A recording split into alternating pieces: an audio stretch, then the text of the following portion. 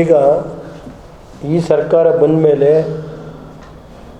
ಕೆಲವು ಈ ಸರ್ಕಾರಕ್ಕೆ ಚುನಾವಣೆ ಸಂದರ್ಭದಲ್ಲಿ ಎಲೆಕ್ಷನ್ನಲ್ಲಿ ಕೆಲವು ಕೆಲಸ ಮಾಡಿದ್ರಲ್ಲ, ಅವ್ರ ಪರವಾಗಿ ಹಾಸನ ತಾಲೂಕು ಚಿಕ್ಕಣ್ಣಗುಳ ಗ್ರಾಮದ ಸರ್ವೆ ನಂಬರ್ 7, 10, 25, 106, 107, 310 ಸಂಬಂಧಿಸಿದಂತೆ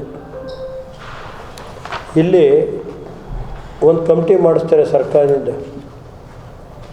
ತಮ್ಮ ಕಾರ್ಯಾಲಯ ಜ್ಞಾಪನ ಪತ್ರ RCM ಲ್ಯಾಂಡ್ 2/24/11/6/24. ಏನು ಸರ್, ಈ ಸರ್ಕಾರ ಬಂದ ಮೇಲೆ ಸುಮಾರು ಇದು ಜಾಗ 72 ಎಕರೆ, ಇದಕ್ಕೊಂದು ಕಮಿಟಿ ಮಾಡ್ತಾರೆ. ಯಾವ ರೀತಿ ಇದೆ ಅಂದರೆ, ಯಾರು ರೈತರುಗಳು ಇಲ್ಲಿ ಪಾಳು ಬಿದ್ದವಲ್ಲ, ಅವ್ರದ್ದು ಯಾರು ಈ ಥರ ಕಮಿಟಿ ಮಾಡಿರೋದು ಏನಾದ್ರು ನೋಡಿದ್ದೀರಾ? ಇದು ಸ್ಪೆಷಲ್ ಟೀಮ್. ಹೆಡೆಡ್ ಬೈ ಇದು ಹಾಸನ ತಾಲೂಕಿನಲ್ಲಿ ಕಸ್ಬಾ ಹೋಬಳಿನಲ್ಲಿ ಚಿಕ್ಕಣ್ಣಗುಳ ಗ್ರಾಮ ಅಂತ ಹೇಳಿ.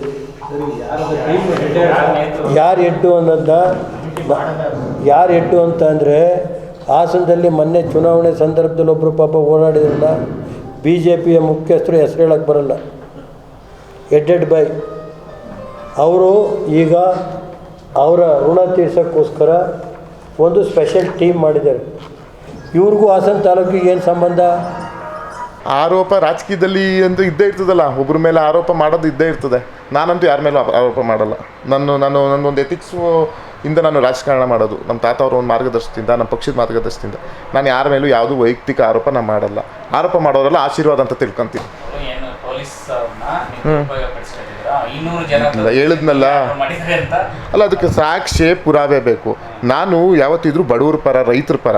ನಾನು ಈ ಥರ ಸುಮ್ಮನೆ ಅವ್ರು ಹೇಳೋದಕ್ಕೆಲ್ಲ ಏನು ಗೊತ್ತಾ, ಜನರಲ್ಲಿ ತಪ್ಪು ಮಾಹಿತಿ ಕೊಟ್ಟು ಎತ್ಕಟ್ಟ ಕೆಲಸ ಮಾಡ್ತಾರೆ, ಅದನ್ನು ಬಿಡಬೇಕು. ನಾನಾಗಲಿ ಯಾರಾಗಲಿ ಎತ್ಕಟ್ಟ ಕೆಲಸ ಮಾಡಬಾರ್ದು. ಏನು ಕಾನೂನು ಬದ್ದು ಜನ ಪಾಪ ಮುಗ್ದಿರ್ತಾರೆ, ಗ್ರಾಮೀಣ ಭಾಗದ ಜನ ತುಂಬ ಮುಗ್ದಿರ್ತಾರೆ. ನಾನು ಹೇಳಿದ್ರು ಏನು ನಂಬ್ತಾರೆ, ನೀವೇನು ಹೇಳಿದ್ರು ಅದನ್ನು ನಂಬ್ತಾರೆ. ಆದರೆ ಅವು ಜನಗಳನ್ನು ದುರುಪಯೋಗ ಪಡಿಸ್ಕೊಳ್ಳೋ ಕೆಲಸನ ನಾವು ಮಾಡಬಾರ್ದು. ರಾಜಕಾರಣಿಗಳು ಆ ರೀತಿ ಮಾಡ್ತಾ ಇದ್ದಾರೆ.